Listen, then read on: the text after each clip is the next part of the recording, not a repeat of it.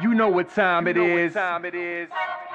You know what time it is. How firm thy friendship. Oh, you know what time it is.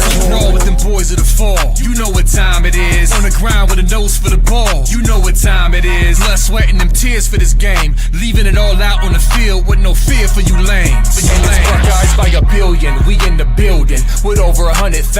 We represent from the uttermost to the public housing. If we don't play, our wide receivers got your secondary shook, so they cook them like Bobby Flay. Hey, stay out of my way and trust me, cause I know it's OH. Somebody please give this brother an IO. Come on.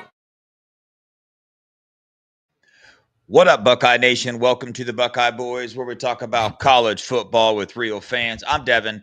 That's Mello. And it just keeps getting closer and closer and closer. We're stoked on this end, that's for sure. We know you are as well. We appreciate you coming tonight. Hit that like button. Hit that subscribe button. Super chats are open. And tonight's the night, man. If you haven't hit the link to come up and talk some Buckeye football, tonight's your night. You got to hit the link. You can do it, man. Couple fans on here talking football. If we can do it, you can do it. A little bit later, we're going to drop that link. Mello, how was your day, man? Man, today's been a banger, man. I'm having a great day. I can't complain about you, man. I'm not going to go into too much details, but it's been an amazing day. Good, man. It's a good day over here as well. Chilling, got some work done, and I may or may not have YouTube TV watching 4 college games while doing this show right now. Oh, you cheating, man. I can't do that. Nah, you got to cut it off, bro. If I can't watch, you can't watch. Nah, we got Ohio and Rutgers playing, Boise State and South Florida. South Florida doing it again, man, so far. They whipping up on number 25. What's up, Aunt Chris? Boise State. I don't mean to interrupt, but, you know. You're good. Precedence. Yeah. What up, Aunt Chris? Who else is But playing? I forget who it is. I'm going to be watching the Nebraska-Cincinnati game at 9 p.m. tonight for sure. I'm actually like – that's tonight? Yeah. Oh, yeah, I'm going to watch that too. I want to see Dylan Ravioli and how he's doing. Yeah, for sure. But before we get to watch those games tonight, we're going to dive into this game a little bit further. Then we're going to put the link in the chat for you guys to come on. And Mello, I want to talk about overall game plan a little bit more. I spent some time today watching the Cotton Bowl, watching a few other videos. You know, Steve Sarkisian has a certain way that he operates his offense. We have a first-time quarterback in Julian Sayin going out there. We know Steve Sarkisian, he loves his motions before the snap. He loves his screens. Sometimes he does double screens on plays. So it's going to be a challenge, you know, for our defense to come out there and recognize, I'm not sure why I said Julian Sayin, but for our defense to come out there and recognize what these motions are, slow down a little bit, be prepared, and a lot of read options for the quarterback, depending on what the linebacker does, what the safety does. But this is all known, you know, all these things that everybody keeps talking about, wanting to bring up how Steve Sarkisian gives this edge, and last year's team and their offense, man. We got Caleb Downs, we got Sonny Styles, we got some players that played in that Cotton Bowl. I think I saw a comment you posted. Jermaine Matthews played the entire second half of the Cotton Bowl as well. So there's a lot of experience. But how do you feel about this Ohio State defense, first game of the year, coming out against Steve Sarkisian, man, because he's a heck of a play caller. So, yeah, I'm going to be honest with you. I just did a deep dive on Steve Sarkisian and his offensive play calling and his schemes. He really is a genius. Like, honestly, he's legit. He's also, not only is he doing RPOs, he's doing PPOs, which is pass options. So he's running double screens to both sides with lead blockers to both sides and allowing the quarterback, depending on how the defense shifts, to pick where he's going to throw that screen to a wide receiver, nonetheless, both the options. So really what it takes is discipline, right? We already know our team is fully disciplined. We know Matt P., he's played Sark in the NFL as well, so they have a little bit of history. But I feel that our team's going to be very prepared. They have to be disciplined because not only do you have to worry about the run pass option and the pass option, you also have to worry about containing Arch Manning and collapsing the pocket from the outside in. That's what I think might be the key. So if that makes sense to you guys. But it's going to be a big challenge for our defense. I think they're prepared. We have Caleb Downs, and I believe he's the smartest player in the field, period, regardless of position and what side of the ball. Yeah, it's what the players always say. They got to go back to their training. They got to do what they were doing in practice. They did it last year. They're going to do it again. And the truth of the matter is when you got teams this caliber playing each other, each team is going to take blows. But what's it about? What was last year's team? What was probably their number one attribute? Resiliency. Overcoming, right? Hardships, overcoming when things are not going your way. When things aren't going your way, you have to be able to flip that attitude and use it for the good. And that team last year with the losses they had, their ability to do that, well, that's the bigger picture. Same with the smaller picture. When Texas is able to get some plays, because they're too talented not to break a few, maybe even score a couple touchdowns. What's it going to do to the mentality of this defense? It's a young defense. They've never had this leadership on their shoulders, and I think that's a big aspect of this game and this college game. It doesn't get talked about quite a bit, but I've played enough sports to know what that does, what it does when the other team is starting to gain momentum. You have to steal that momentum back. Last year's team, they were so good at it, man. They had some times when even the fan base, right, kind of lost hope in them a little bit. But yeah, we're going to see. They're going to get theirs. We're going to get ours. But I think this defense, having Caleb Downs and Sonny Styles on this defense as our two main communicators,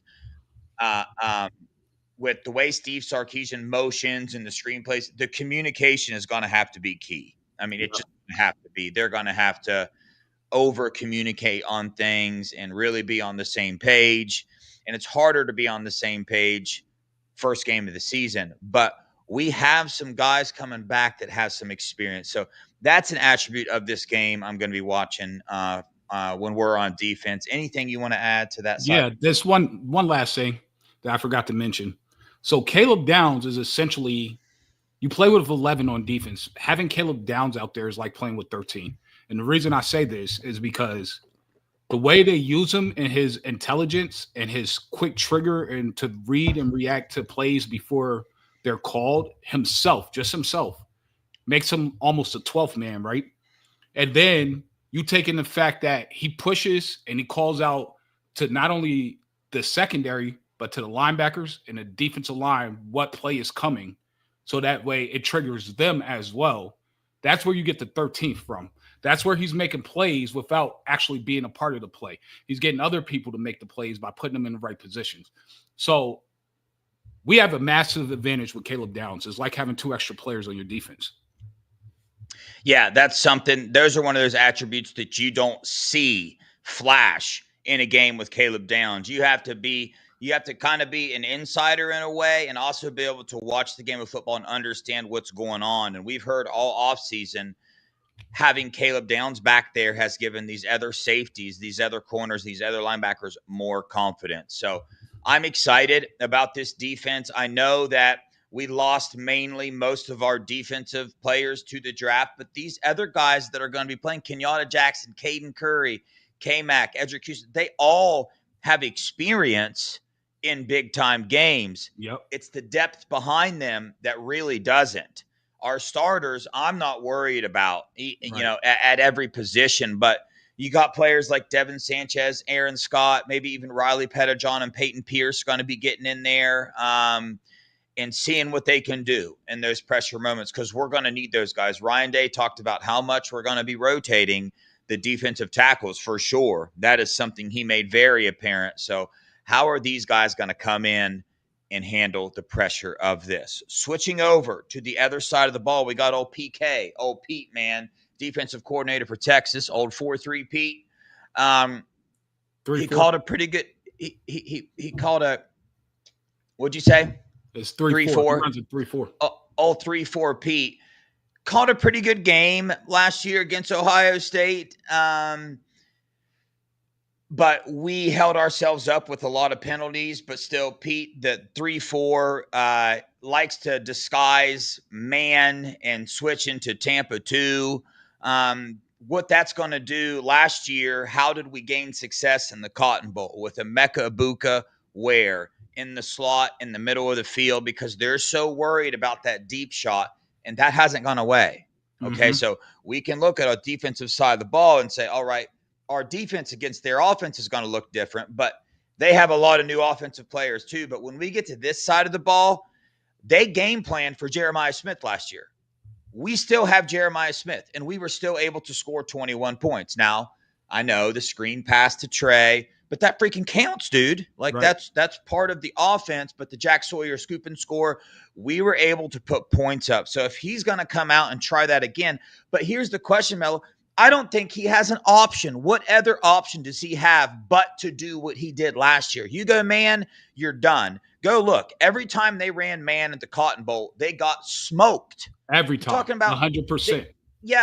They were nowhere near. Every receiver on Was Ohio open. State was open. Everyone. So they can't do that.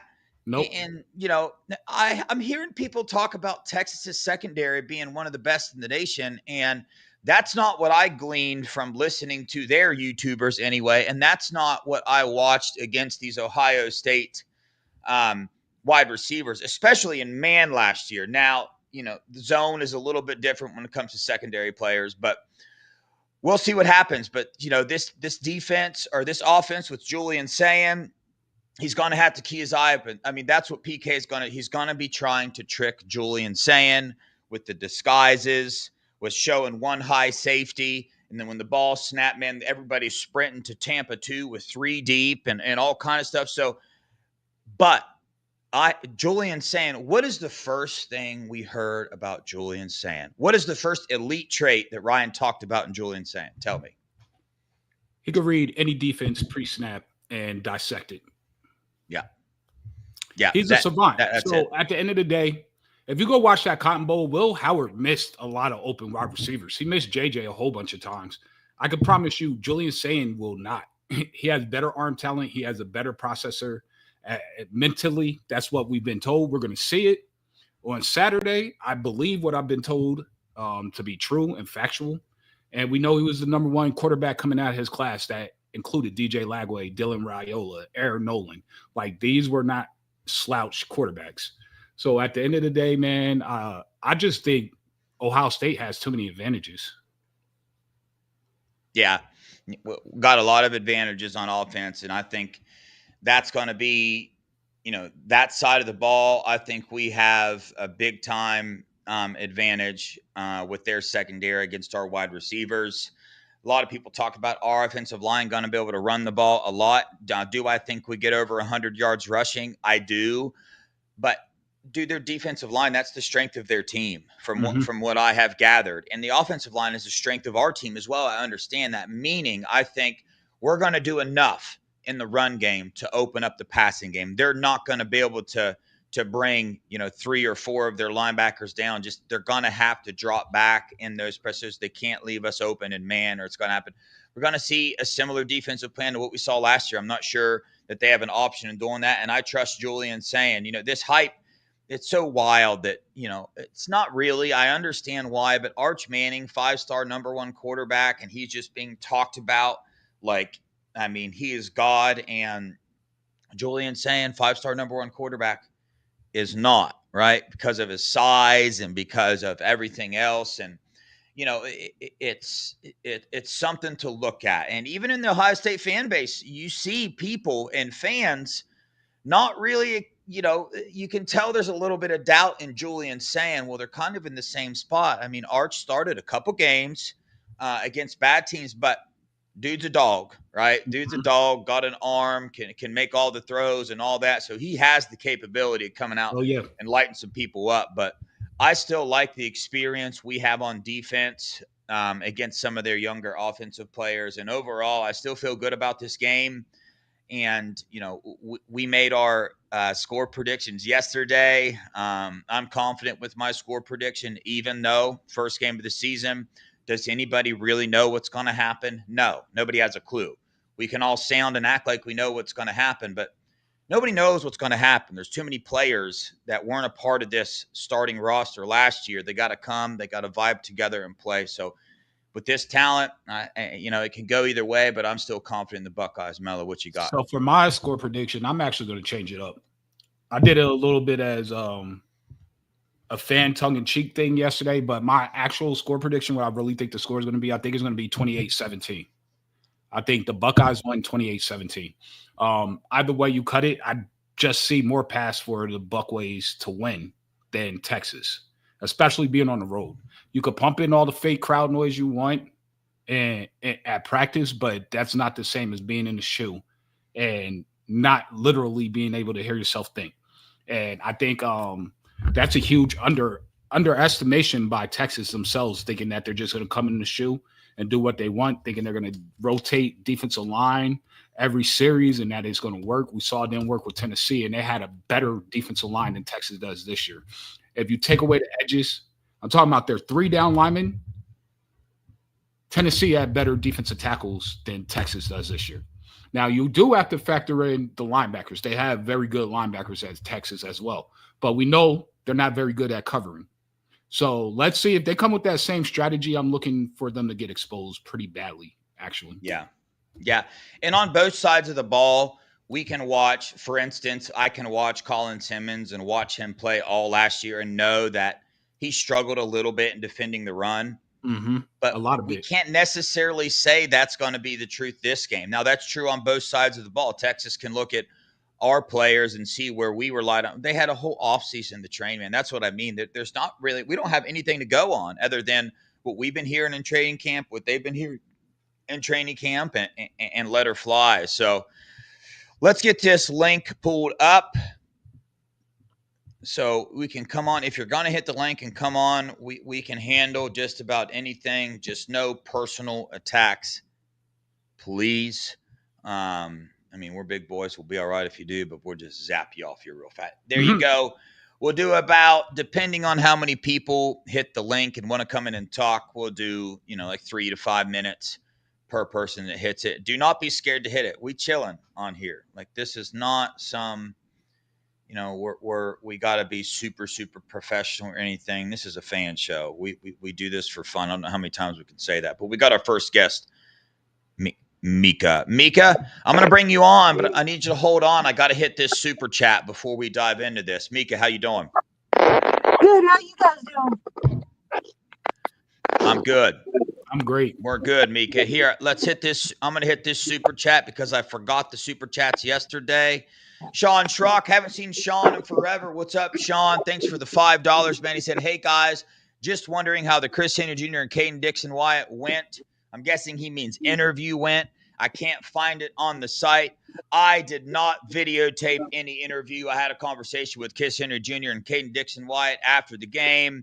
Texted Caden a few times, texted him today about getting him on the show. So I did they were getting mobbed, and I wanted them to have their high school experience. So don't count on the Buckeye boys interviewing any star players after any of their high school football games. I'm not going to do it. I want those guys to experience the win in the locker room with their team.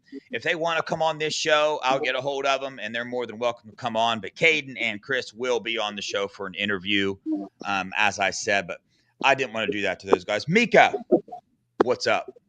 So much getting excited for the game, and my new show drops tonight at 8 p.m. on the Ohio Pod.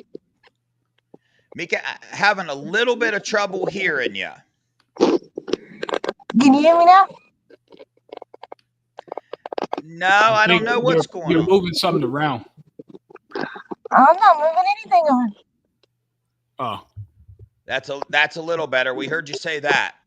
So you're excited about the game. And my new show that drops tonight at 8 o'clock on the Ohio Pod. Oh, yeah, everybody. Listen, the Ohio Pod, that's where Buckeye Boys was started at. Eric, Chris over there, Sean Schrock, TG over there, now Mika at 8. An amazing group of people over there, big hearts over there, and got a lot of good content. Go check them out. The Ohio Pod. Do not miss it. 8 o'clock tonight. Mika's going to be on there. She knows all things recruiting. So seriously, if you're looking for a good faith-based, good family, good sit back and have fun, don't worry about all the drama going around everywhere, the Ohio Pod is a place to go. They're absolutely amazing people over there. So yeah, Mika, we're excited. What? Wouldn't be nothing without you guys. Well, hey, it wouldn't be nothing without you and the supporters that we have. So, Mika, you've been around since the beginning. So we're going to support you. We love you. We appreciate what you do. Do you have a score prediction for the Ohio State-Texas game? 35-21. I think we pull away late. 35-21. Yep. I like it. I like it. All right, Mika, you got anything else you want to talk about? It's going to be a big recruiting weekend. We got a lot of good receivers in the building, too. I want Sean Sales to be a Buckeye.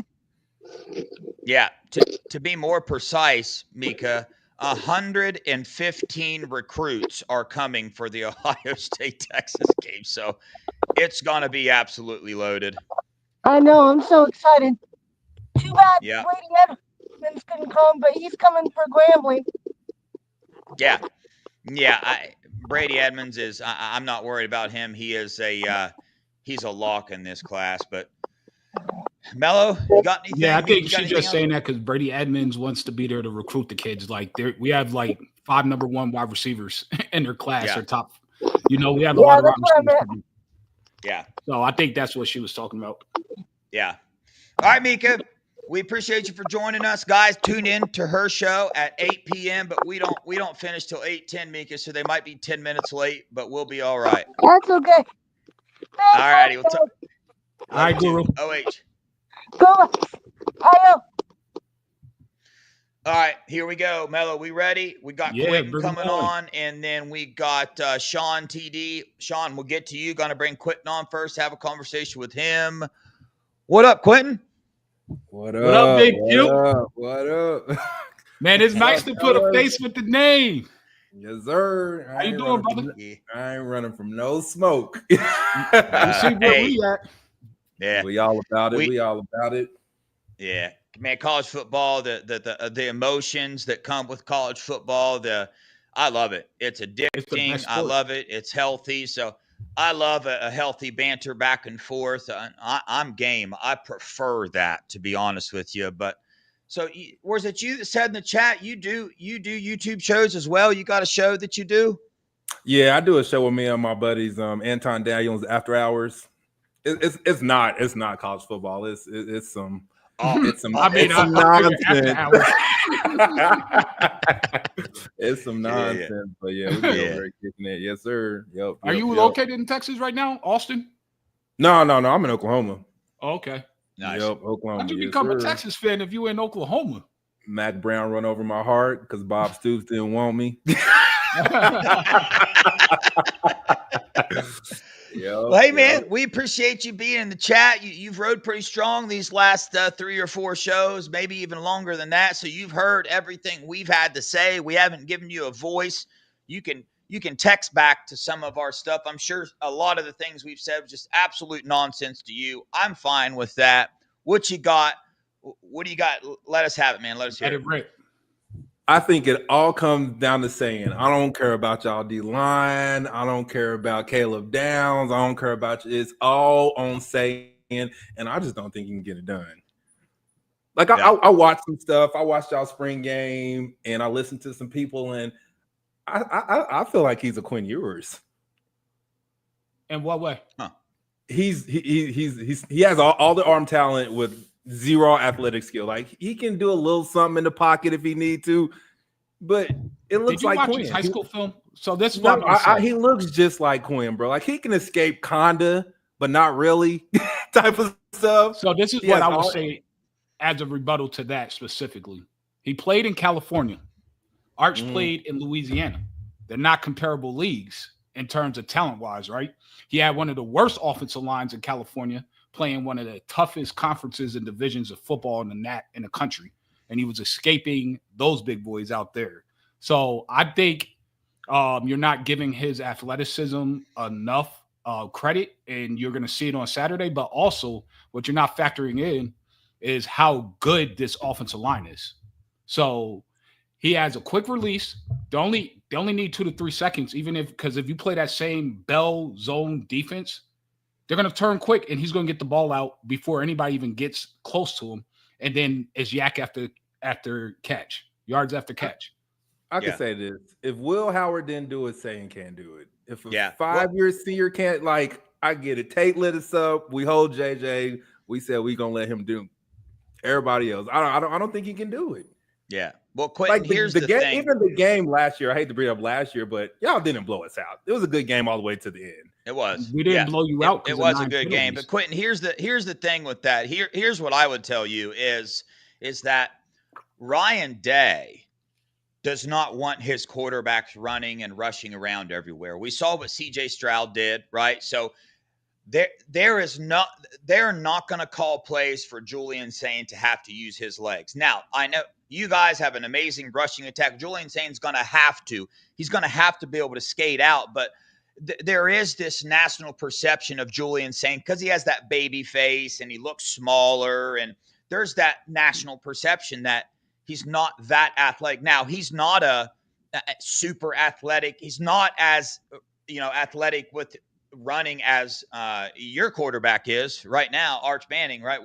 I'll tell you that right now. But that's not Ohio State's game plan. If Julian Sayin is having to run all over the place to get rid of the ball, we're already in trouble. We're in trouble, even if he had legs, So, and Mellor brings up a good point. The offensive line is really good. But I will say, from knowing about Julian Sayin, the national perspective about his athleticism is a little bit off. I can understand the thoughts there. But for instance, I'm not just saying camp or spring game. I mean, he got in some trash time last year, and he had a 20-yard rushing play there and stuff like that. But the biggest thing I would say to rebuke that is we're not going to want to use his legs. We don't need it. We're not going to want to. We're not going to game plan for that. But I would agree, this is big time. What is Julian Sayin going to be able to do? That is a huge question on our side. Maybe he's not athletic enough where we have to worry about it. Just put it that way. Yeah, we don't have to worry about it. I know, we don't have to worry about it at all. He's going to be 3-step, 5-step. That's it. That's all we got to worry about on this side. And it's coming out. And y'all are Michael Taft is the equivalent. Between his ears is Caleb Downs. It's the only reason. It's the only reason that a 5'11" white dude is starting in our secondary. Anybody that agrees with that. There's nobody on planet Earth, not one NFL scout, not one college coach, not even Sark himself would say that. Like, that's the most cap I heard in my life. He's not as smart as Caleb Downs. Well, He's not. Well, Quinton, I'll give you this. I mean, you bring up a really good point. 5'11" white safety. He's slow. He's slow as heck, but he's smart. I'm not saying he's not smart, but he is an extremely smart safety. There's no way around that. He's an extremely smart safety. In our practices, they have to tell him, I'm not going to be shut up, don't talk. Letting crazy talk go. Our coaches tell him he's so good. He was like, don't say nothing, Michael. We want to make sure everybody else know what to do. And they tell him to shut up. Quinton, our coaches are on the field. They're like, don't talk. Our coaches, hey, yo. What we can't do is talk at the same time. Nobody's gonna hear anything. I was doing it too, Quinton. Yeah, exactly. I was doing it too, Quinton. I mean, it's a cultural thing, right? You gotta give it the coaches. Anyway, our defensive coaches are letting Caleb Downs call the secondary. Is your coaches like Michael Taft? Cat. No, they ain't letting them do that. Exactly. They're not the same level of intelligence. That's what I'm telling you. I'm not saying Taft isn't smart. He's not on the same IQ level as Caleb Downs. That's exactly what I'm saying. I'm not saying he's not smart. He's just not Caleb Downs smart. I wanted to bring up one more thing on the Julian Sayin thing that you brought up, and it's that you guys don't have to worry about his legs that much. Okay, I'll agree with that statement. But the difference with Ohio State is it's not just JJ Smith, right? On most teams, like we got Wingo, like on your side, that we're really going to have to look at wide receiver. But I think we know you guys have talented wide receivers, right? But if you're going to game plan just to take JJ out of the game, look what Carnell Tate and Emeka did last year. And now you add Max Clare into it. So we have so many weapons that, okay, if you don't have to worry about the quarterback's legs, I will agree. That's a big thing to take off your defense's plate, right? The fact I love having at least the option to take off and run if needed. And I do think that Julian Sain is able to do that. But I do see and understand why you don't think he can. But even if he couldn't, we have the weapons to make your defense they're going to have to be everywhere at all times. And, and ours in a similar manner as well. So, yeah, for sure. Talented teams playing each other. I think it's going to be close, and we're going to do something late. We're going to do something real. It's going to be 24-17. I've been standing on it. Ain't nobody about to get crazy up in here. 24-17 Bucks? Come on, bro. Like I know where our deficiencies are, but I'm gonna ride for my team regardless. Like, I don't think Wingo's a good receiver. I think he's a good athlete. DeAndre Moore is a beast, though. Yes, I think he's a good athlete. That's about it. And then I know Anthony Hill, his coverage skills he's probably gonna have to come back next year before he head to the NFL because his coverage skills ain't up to par. And Gilbo, I hate Gilbo. That's our other corner. I hate that dude. I hate Who's starting that nickel for you guys? Man, that I think that Littleton, he's a freshman that just came on the scene. That's what I keep hearing, but I think that's going to be a problem. He's so good. We can't keep him off the field, they say, like, because Taft was going to move down to nickel. Yeah. That didn't happen. Then we got Jelani McDonald. He was the backup nickel last year. Gilbo played nickel last year, and they moved him over to corner. Mm-hmm. But that dude's like 6 foot. He's slow. And it sounds like Ohio State feels the way they feel. Like from what we were hearing, they were talking like Rose Bowl. What you mean? Like they're about to air it out on y'all. Man, they're having the same conversation in their locker room that they had before the Rose Bowl, and we saw what happened at the Rose Bowl. I would just say, like, man, our front seven's so good though. Like, he's not gonna have time. But like, I feel like we have the Joe Moore award-winning O-line, and that's where we're going to come at heads. So Quinton, what we're saying here is that I've heard a couple people. I agree, your front seven is the strength of your team, but I'm hearing people say that your guys' secondary is going to be one of the best secondaries in the nation. I hear the national media say that. Yet when I go to your guys' YouTube shows, and even with what you just said. It's leaning more towards they're going to get the job done, but they're not going to be one of the best secondaries in the country. We're going to see it's going to affect it. We have some deficiencies on our team as well. We're going to see how deep we can go on our defensive line. So we'll see. But in the same sense, your offensive line has, you got a new starting right tackle. It's kind of up in the air. He's got like 86 snaps in college football altogether. So there's a lot on both sides because both our tackles haven't played tackle for us either. So there's a lot of unknowns here. We could go back and forth all day long, but the truth is, hey, it's about to be on the field. I love this. I love putting our thoughts out there, what we think's going to happen. And I appreciate you, Quinton. You seem like a pretty real dude coming on here, having an actual football conversation. I love those, man. I love it. I respect you. I appreciate you, man. I keep it cordial. I don't be getting hyperbolic. But we like you having your own perspective. Plus, you know your team better than we do. Like, let's be honest. Yeah. You follow your team harder than we're going to follow them. So we appreciate you coming on. Like, a lot of people will talk in the chat, but they won't come on. But it takes courage to do it, and I appreciate you, man. Oh, all day. We'll be a stranger. Saturday, win, lose, or draw. Yeah, back up. I got your email too. I responded to you. So we'll be in touch, brother. Appreciate you joining the show, man. Appreciate y'all having me. All right, Quinn. Stay blessed. All right, here we go. He's been waiting for a minute. What up, Sean? What's up, Sean? What's up? What's up, Dad? We've had a couple Good. We've had a couple of Twitter spats, and I don't know if you know who I am, Duffy Buckeye. Oh, that's you. What up, that's me, man? What's up? What's up? they've been pretty friendly disputes. Oh yeah, though, I do know. Yeah, I was coming at you too a little You bit. know who I Yeah. am? Okay, so let me tell you who I am because you guys are gonna kick out of this. I'm Sean TD. I'm the guy that get kicked off of Buckeye Scoop. You got kicked off Buckeye Oh, Scoop? Well, I don't know if I got kicked off. I just kind of ended my subscription. But yeah, I've been kicked off like a couple of times, but they always brought me back because I never said anything that was like crazy.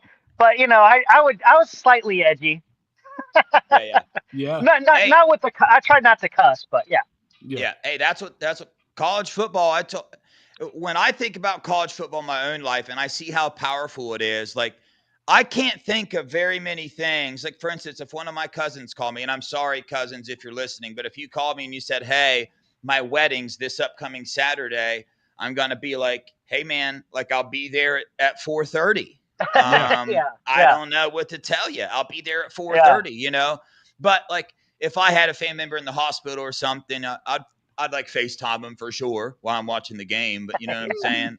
No, it's a pretty powerful emotion. So, man, these things come out. I've got, when I look at this chat and I see certain things, I want to like let my emotion come over and just overflow. But sometimes I got to keep that in check so we can have a conversation. But what's on your mind? What kind of crazy stuff you want to talk about? Well, I want to introduce myself first because you told me about your live show, but also I just want to say I really have no idea about the game this weekend. So to ask me would not be the best thing because I think it's a 50-50 coin toss. I think probably the edge goes to the home team, even though in this series, for whatever reason, the home team seems to lose. Yeah. So and Ohio State, for the longest time, they have a terrible, besides against Notre Dame, whenever they play a big team at home, it's just, you really got to cross your fingers because I've seen a lot of losses of non-conference teams in the shoe.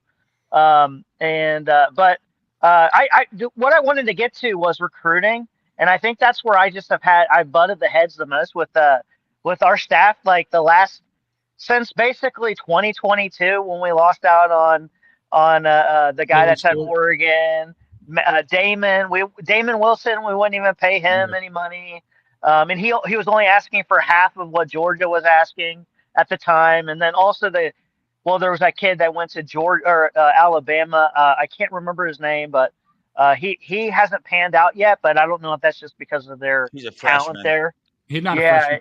He's in his third year. So you're not talking about the defensive end that went there from Ohio last year. That's what I'm talking about. No, you're not. No. Well, isn't that Damon Wilson? No, Damon Wilson went to UGA and he transferred to Missouri. And I'm glad he didn't come here because he's an NIL sniper. That's what he's looking for. Yeah. So he's talking about Keelan Keeley. Keelan Keeley, yeah, that's right. Yeah, I really liked him. I was really hoping we could get him. Obviously he hasn't panned out, but I don't know if it's just because Alabama has some talent in front of him. But to get to my point, I guess I just really wish that we would pay defensive ends. I just think like that's a position that's a premium position in the NFL. And then also this year, for whatever reason, the last 2 seasons we've had like top 150 players at corner and at safety in the state of Ohio, and we've decided not to pay them, or I'm not exactly sure what's happened there, but we've lost kind of since the kid from Springfield came over, we've lost our identity with that, and I think we need to get back to that. And I would argue a little bit with you. I think like we have a good recruiting class right now. I think if we added on like another defensive end, like a top-notch guy, and maybe a safety and a corner, like that would to me be an elite defense of Hall. So that's where I'm at. And I'm really disappointed too, because I thought when we started this whole thing, we were looking for 26, 27 guys in this class and only have 21 and maybe only get like 22 or 23 this year. That's pretty disappointing. And so I just think that there are no rules at this point. You got to play like it. It's the nuclear arms race, like Russia versus the United States back in the 80s, and you go full speed ahead. I mean, we got Columbus. Notre Dame is beating us, and I've been to South Bend. It's besides Notre Dame and South Bend is trash. Like it's terrible. Sean, let me tell you this real fast. I understand and share I totally understand that perspective. It's just a choice you have to make. What perspective are you going to have on this class? Because one truth everybody can agree on, the 21 recruits that have been signed, there are several elite players in this class, right? And I understand definitely defensive end and corner. We've got to do something there. To that, I will say the class isn't over yet for us to actually put all our chips in the middle and officially judge, because I know that Ohio State, because of the way things are going, they knew they were going to have to make some changes. And let me tell you what's going to happen this year. Ohio State on signing day has not normally been the team to throw bigger bags in front of recruits. Do we remember Alabama's classes? They always were like ranked 10th. And all of a sudden, after signing day, they're ranked number 1. Why? Because they waited till the very last minute to throw their very best offer in front of recruits. That's what I am hearing Ohio State is going to do today. And I'm not hearing that from a message board or from some YouTube show. Like, this is the plan that they have in place. So players like Luke Waffle, Danny Odom, they are looking there. They know what they are missing. So the coaches are aggravated too that they have missed on Luke Waffle and some defensive end targets. They are sharing in our aggravation that they are putting all this time in for these recruits, building these relationships. And in the legal side of things, the money side of things is stopping them, when in reality, they do have a little bit further they can go, but they're being stopped. That's just what Ohio State has done. So let's wait and see how the class ends, would be my suggestion to people, because I do believe Ohio State's going to flip a couple targets that's going to make some people very happy. I mean, in my humblest of opinions, I really thought through the NIL era, the only year that they went all in was last season. I felt like last season they went all in, and we actually got some results from that. But I really feel like, in 2022, 2023, we missed out on some really big defensive line prospects that could come back to bite us this year. And I just felt like we weren't all in with the money, and we were always trying to play by the rules. And to me, at this point, if you weren't pushing the rules, you're not playing the game. So that's kind of where I'm at. And I know you talk about culture a lot, and I brought this up because I agree with you. I agree that culture is a big deal, but like I've seen teams in the past. I mean, look at USC back in their heyday. Look at Miami back in their heyday. Like, those teams didn't have any culture. It was like, I'm not saying it was a good thing necessarily, but like, you don't need culture to win 100%. You can have a couple. You can have teams that just have ultimate Let me respond talent. to this one, Dev. Yeah. So Sean. Let me respond to this one. In this case, where's Miami right now? Where's USC? Because you said back in the day. Back in the day, I was in high school when they were good. Yeah. And then I know personally Dwayne Jarrett. I know why he went to USC. He's from my town. I know exactly why he went to USC. Yeah. Where's USC today? Where's Miami today? You know why they went to USC? Because they got money. So that's my point. That ain't the only reason he went to USC. Yeah. Hey, I know him personally. But when you go to USC, right, and then they take you to a club and you're in VIP with Denzel Washington and Halle Berry, and Halle Berry's flirting with you, and you're 18 and you think, I might have a chance. Your eyes get wide. Yes, they also dropped the bag, but where did that get them now? That was 2006. It's 2025. Well, I agree with you. The sanctions a little bit have been hurt them, but I'm just saying I think there's some. I think that not every dynasty is built just because of culture. Like there's they also had a legendary coach. He's been gone for 10 years. It's hard to replace coaches sometimes. It really is. I mean, Ohio State's been fortunate that after Cooper, we've had 3 really good coaches. So I think that's part of it. Yeah, Sean. We got to wait and see what happens. We're running out of time a little bit. Got a few more things to address. I could talk to you about this all day long. And sure could. What you need to do is come back on. We're getting too close to the Texas game, but we'll get you back on, man. We know where to find you. In a couple weeks, I'll be back on for you. Yeah, sounds good, Sean. We appreciate you for coming on, brother. OH. I Thanks, Sean. It's hard for me to talk about and focus on recruiting right now because of this Texas game. So I don't want to feel like I'm being short. If you guys watch this show, you know me and Mello love these conversations. We will go deep. I want to remind people we have a higher average star ranking in this class than we had last class. That's the final thing I'm going to say about that. Get back to this Texas game real fast. Shout out Will Starr. You've seen the thumbnail. I saw somebody say in the chat that thing's fire.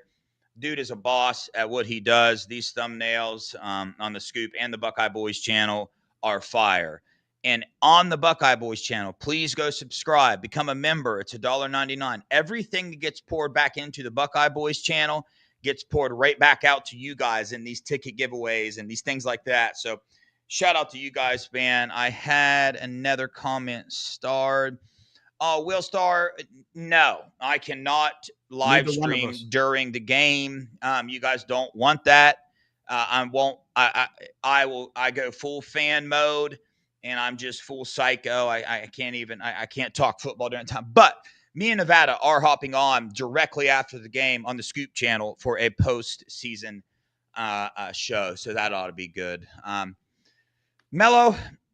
Yeah. You got anything else before we have to get to the trivia? I'm going to just answer this last question.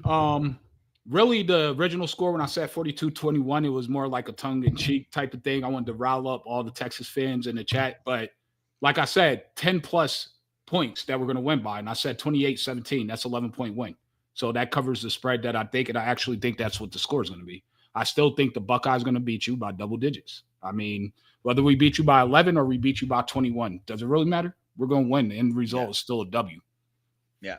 Well, like I've said from my standpoint multiple times, my thoughts on this game are, I mean, to put a score prediction in is it's like throwing a Frisbee up in the air on a windy day. You just have no idea where it's going to go. Right.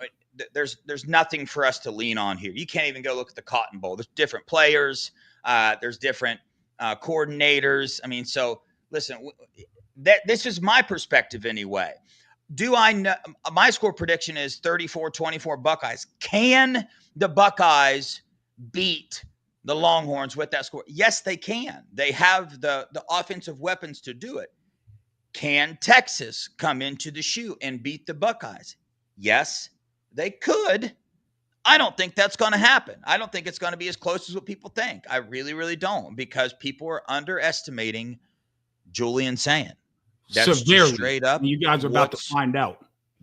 That's what's happened. But guess what? We're going to find out who's right, and we're going to find out who's wrong. I'll take all my L's directly on the chin. I've been hitting the chin multiple times in my life. I can take a couple more before I got to shut down the fighting game. So I'll be okay. But Mello, let's get to the trivia question here.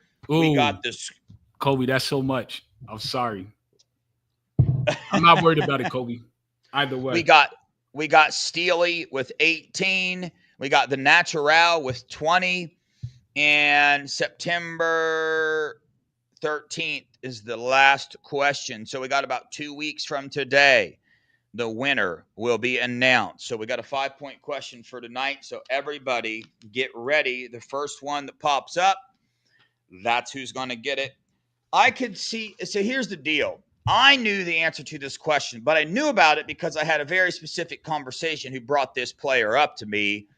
But if you know this question, you know what you're doing. You know what you're talking about. You know your Buckeyes. This is a tough one. Mello, we ready? Yep. Who held the Ohio State record for the most career passing touchdowns before J.T. Barrett destroyed it with 104 touchdowns? So who had the passing touchdown record before J.T. Barrett? This dude was a 3-year starter on the team. He won the Campbell Award. He was 30-7-1. Boom! The Natural. The Natural came in with it, son. Look at that. Let's see. Art was a question. Oh, Daryl was right behind you, man. I knew people would know this one. Yeah. Let's Fall see, Pine Bomb. Guess, Art. Who said Barful? Let's see. Did anybody say no? So he won the natural. Coconut was in there as well, but he didn't get the right answer. So there we go. The natural. That moves natural up to 25 points. Now, let me tell you guys something. This ticket is bought already. I have it. I can't return it. I can't do anything. So the winner, hopefully you're able to go to the game, but if not, I will reimburse you. But essentially, if the winner doesn't want to go, I'm going to have a ticket to give away. So it's like, we're going to find out, man. But big time game coming up for the Buckeyes tonight. We got Nebraska and Cincinnati. Chad, am I right on that? Nebraska and Cincinnati's tonight at 9 p.m., right? Or am I tripping? I hope you're right, because I want to watch that. Yeah, I'm pretty sure. I hope it's not tomorrow, because I know there's Friday games. For some reason, I feel like it's Friday, but I'm hoping it's tonight. Yeah, no, it's tonight. Yeah, the chat's saying it is tonight, too. Thank God. I'm going to go watch that. What time does that start? 9 p.m. Listen, missed a couple super chats yesterday. I didn't stay around. I shot Lisa's shares over to B Moses. I think he probably read hers. I'm going to read it again. $4.99. Thank you. What do we got to eat and drink after an Ohio State victory or an Ohio State loss? And how are we going to contain Colin Simmons? Mello, when the Buckeyes win, what are you going to eat, dude? I mean, some hot wings, and I'm drinking an old-fashioned, baby. Got to go old-fashioned. Yeah. I'm going with a double pepperoni pizza, tavern style from Pizza Hut. And I'm going to drink me a nice glass of cold water because I am on a reprieve from any alcohol. And I've been on a reprieve for that for quite some time now. So I'm going to stay away from that for after the game anyway for now. Yeah. How are we going to contain Colin Simmons? Well, Ryan Day loved to move the pocket for C.J. Stroud. I'm guessing that if Julian Sands starts to get some pressure with this experienced offensive line, you can always just move the pocket.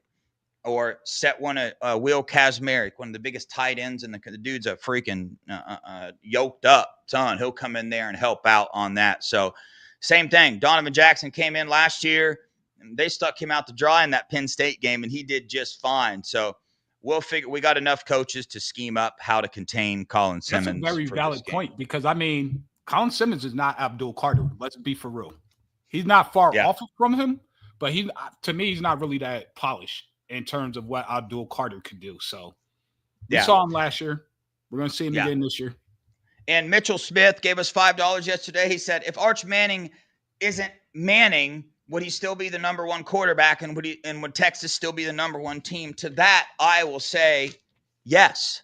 The dude is that good. He really is. What's going on with his name right now is what the media is doing currently. His ranking, he played like the number one quarterback 5-star of the day. The dude's a really, really good football player. And to be honest with you, he's handling this attention in this media like very well. You never hear him say, "Oh yeah, I'm number one." He waited behind Quinn Ewers. Nobody expected him to do that. We thought he would leave. No, but he's really done this thing the right way. Came out, he stayed with his team, not big and yappy. So this is the national media doing this. They're like putting this on him. He's not the one out there going around and do it. But, I think he's more like, I'm going to be honest, he's more like Trevor Lawrence. But the good thing is Ryan Day has experience with beating Trevor Lawrence and containing him in the pocket and making it collapse on him and roughing him up. So I expect to see more of the same. Yeah. Man, he's a very, very talented player. Colby's stuck on Austin Cerevel's never played left tackle before. Yeah, either did Donovan Jackson last year when he came in and won the national title. So, the difference is that Austin Cerevel has had an all off season to get ready. So we're not dealing with, he won Iron Bucket. We're not dealing with some offensive guard. We're dealing with Austin Cerevel. But yeah, Colby, there's an unknown. We'll wait and see. But my confidence is really, really high. Mello, any closing thoughts before we get out of here? Man, Buck's about to shock all the Texans fans. I don't even know why you guys should be shocked. It was a close game last year. Yes, we had 9 penalties for over 100 yards, killed 4 different drives that we were driving on. You probably would have scored points out of them. So that game was closer than it should have been. But kudos to you. That's what the end result was, but I'm expecting double-digit loss for you guys in the shoe. Yeah, I am too. I gave my score predictions 34-24, but I would not be surprised if the score was 34-0 by halftime. I don't really think you guys are going to be able to score many points. You're going to be lucky to even make your field goals. I mean, and we're going to score at will on you guys. So that's the fan side of me talking. That's what's going to happen. It's going to be absolute, utter, complete domination. Arch is he's going to crumble, man, in the shoe. It's a lot of pressure, really but he'll do really good on the rest of the games, the rest of the season, maybe even be in New York, but it ain't going to show in this game. Nope. On that note, Texas fans, we appreciate you joining the chat. That last little bit was just for you. I hope you guys can see that, Texas fans. Buckeye fans, we love you guys. We appreciate you guys. Go Buckeyes. OH. Yo, go eat a Bevo burger, baby.